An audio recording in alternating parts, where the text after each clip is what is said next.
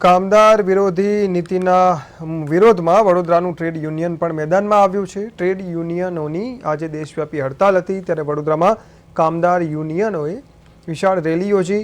બદામડી બાગથી ગાંધીનગર ગૃહ સુધી પગપાળા રેલી યોજી વીબી જીરામજી ઇલેક્ટ્રિસિટી અને બિયારણ કાયદાનો વિરોધ કરવામાં આવ્યો હતો। મોટી સંખ્યામાં ટ્રેડ અને કામદાર યુનિયનો રેલીમાં જોડાયા હતા।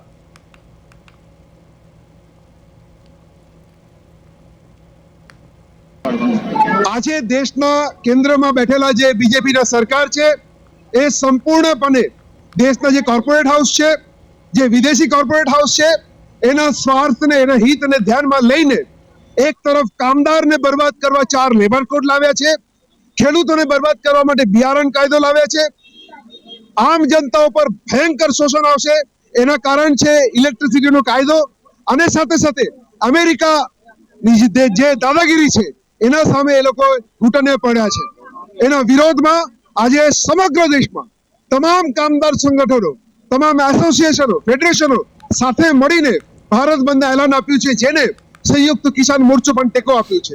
એના કારણે આજે વડોદરામાં અમે આ